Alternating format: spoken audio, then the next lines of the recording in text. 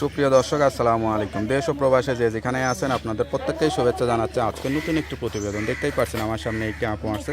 আপুটা দেখতে শুনতে অনেকটাই সুন্দরী, এত সুন্দরী হয়েও কেন প্রতিবেদনে আসতে হয়েছে বা কী বলতে চাই চলুন কথা বলে জানার চেষ্টা করি। আপু আসসালামু আলাইকুম। ওয়ালাইকুম সালাম। আপু আপনার নাম কি? বর্ষা ভাই। বর্ষা আপু, কেমন আছেন আপনি? আলহামদুলিল্লাহ ভালো আছি। আপনার বাড়ি কোথায়? কুমিল্লা। পরিবারে কে কে আছে? আম্মু আছে। আপনি কি করেন?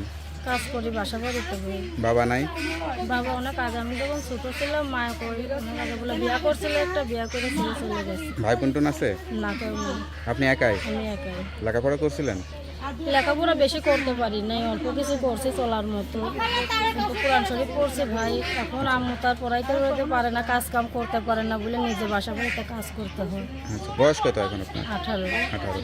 তো এখন কি চিন্তা বা কি আশা করে আসছেন প্রতিবেদনে? আইসি অনেক কষ্ট বুঝা ভাইয়া, বাসা বাড়িতে কাজ করি, অনেক কষ্ট সংসার চালাই, তাই জন্য প্রতিবেদনে আইসি যে একটা ভালো মনের মানুষের যদি দেখা পাইতাম যে আমার সুখ দুঃখে পাশে থাকবে, ইনশাল্লাহ আমি সারা জীবন তার পাশে থাকবো। বিয়ে শাদী যদি করতে চাই ভাই তাহলে অবশ্যই বিয়ে শাদী বলবো। বিয়ে শাদী তো আপনার হয় নাই? না, বিয়ে শাদী হয় কোনো না। প্রেম ভালোবাসা টাসা হয়েছে? না, এগুলি করার কখনো সুযোগই পাই নাই ভাই। তো আপনার মা তো আছে, আপনার মাকে আপনার জন্য একটা ছেলে দেখে দিতে পারতেছে না? আমার আম্মু তো আমার জন্য ছেলে ভালো একটা ফ্যামিলির কাছে তুলে দেওয়ার জন্য ওনার ইচ্ছা, কিন্তু গরিবে হয়ে তার জন্য সেরকম সমস্যার সমাধান পারতেছে না। তার জন্য প্রতিবেদনে আইসি ভাই, যদি একটা মনের মতো মানুষ পাই মিলাই।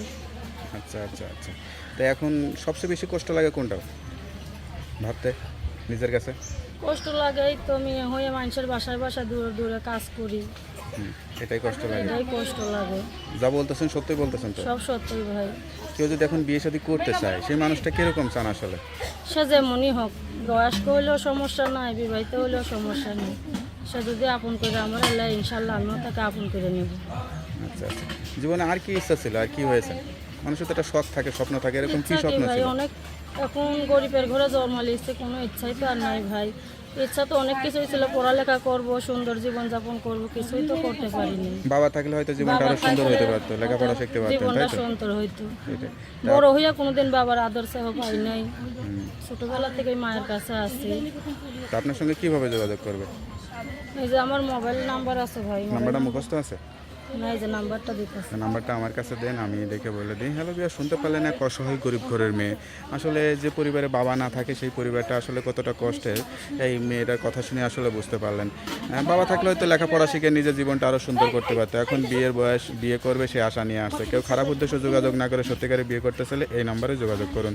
তার নাম্বারটি হচ্ছে 0193063272। নাম্বারটা খোলা থাকে তো? হ্যাঁ, সবসময় যাই হোক, নাম্বারটা খোলা রাখবেন। কেউ যদি বিয়ে শাদী করতে চায় সত্য কথা বলবেন, সত্য দিয়ে জীবন সাজানোর চেষ্টা করবেন, তাহলে জীবনটা সুন্দর হবে। তা আপু ভালো থাকেন, দোয়া করে। আসসালামু আলাইকুম। ওয়ালাইকুম সালাম ভাই।